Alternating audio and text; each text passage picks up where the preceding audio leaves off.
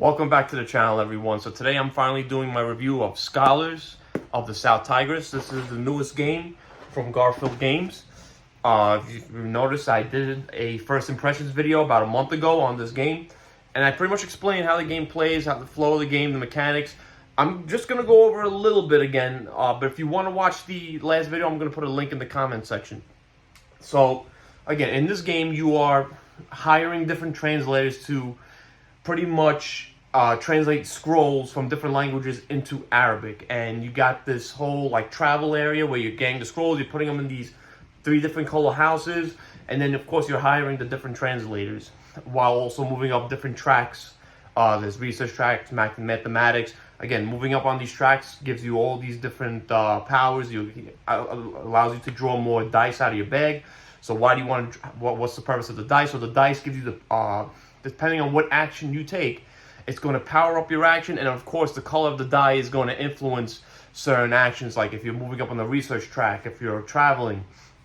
Other than that, that's all really what the colors do. So you using the different workers, you're mixing and matching these workers together to also change the color of the die.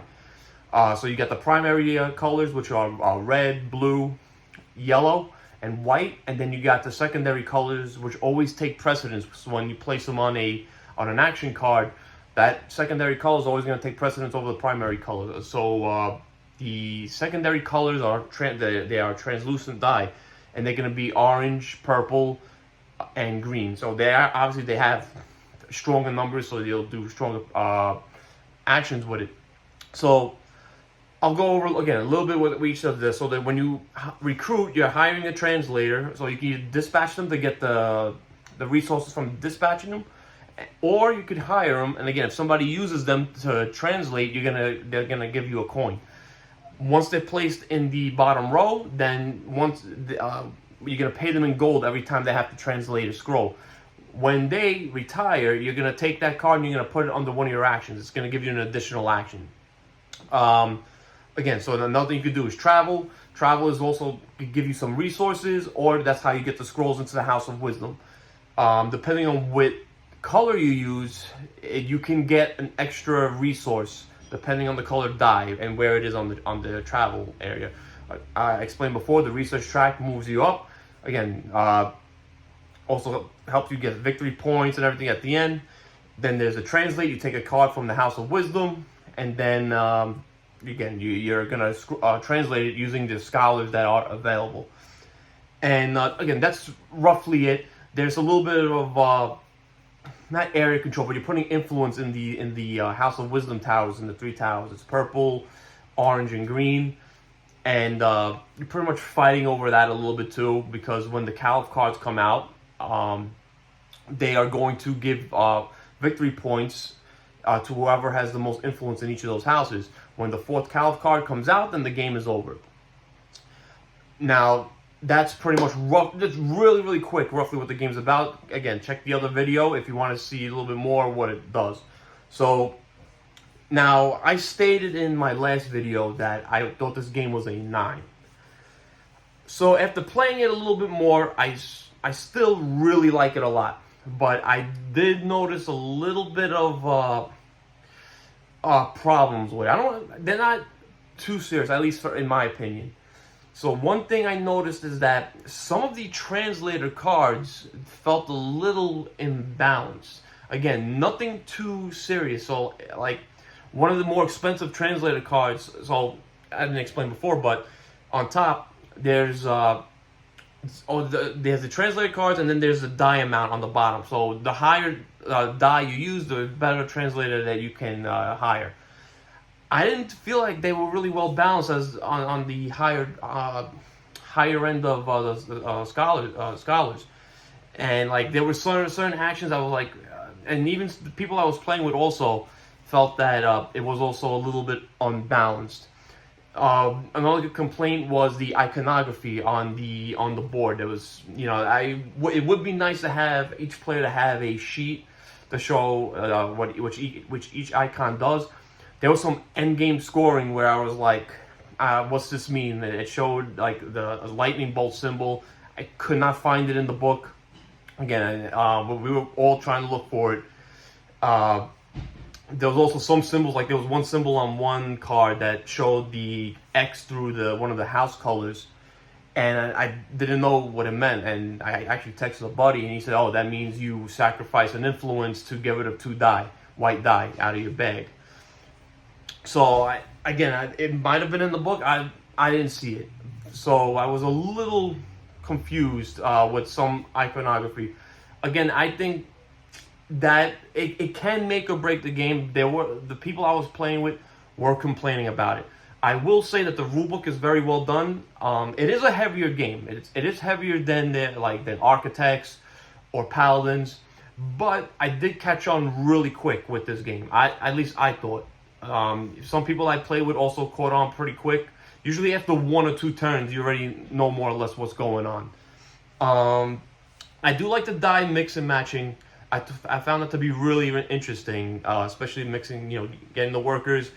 Also in the rulebook, it says, when you have too many white die, that actually can be detrimental to you. So you also want to try to get rid of some of those white die that are in your bag, or else you will lose points at the end of the game, depending on what kind of scrolls that you translated. They give you all different sorts of end game scoring.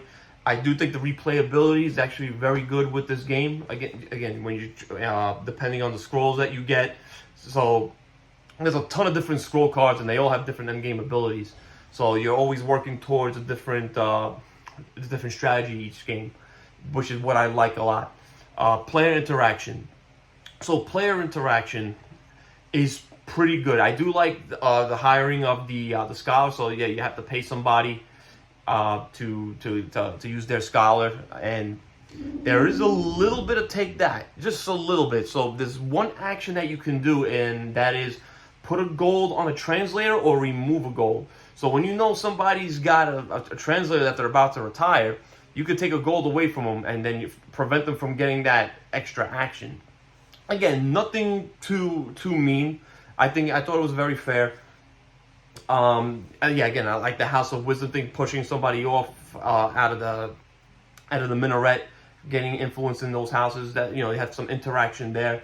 Overall, the interaction is pretty good. It's what I want. And if you know me, like I've stated before, I'm not a Euro player. I'm starting to get into them again. I figured I should give them a chance, because my whole problem with Euro games is the interaction. I want more interaction among players. I don't want to play a multiplayer solo game. This is not a multiplayer solo game at all. So there's some positive, and there's a little bit of negative interaction, but not enough to break the game. So people who don't take that, there's not much here. It's like I said, it's a very, very small amount, at least I thought. So when it comes now to my final rating, I know I originally said I was going to give this a 9, but the iconography and, again, some of the balance issues with some of those cards did bring it down for me a bit. I still think this is a great game, and I still think it's going to be on one of my top 10 games of 2023. It's not going to be number 1, but I was flip-flopping between the 2 scores, and ultimately I'm going to give this an 8 out of 10. I do think with more plays it can go up, but again, the iconography stuff, and those cards, that's really just what's bringing it down.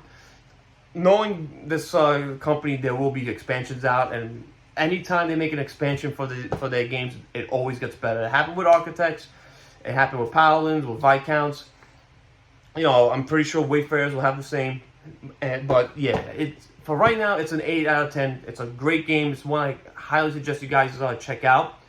I know some people were saying that it's already the mechanisms in this game have already been seen before. I don't play enough Euros to say that. All I can tell you is that I had a lot of fun with Scholars. I'm really looking forward to Inventors and pretty much anything this company brings out. So that's going to do it for today, guys. Please like and subscribe to this channel. If you have any questions, feel free to leave them in the comment section. I'm always glad to answer them. So that's going to be my review of Scholars of the South Tigris. Giving it my recommendation. Again, could possibly go up in the future. It's got the potential to do that. But for now, it's going to be an 8 out of 10. And yeah, so this might be the last video of this year. Maybe not. We'll see. But if I don't post anything by the new year, I hope everybody watching has a happy new year. Okay, thanks guys. Thanks for watching. Keep on playing.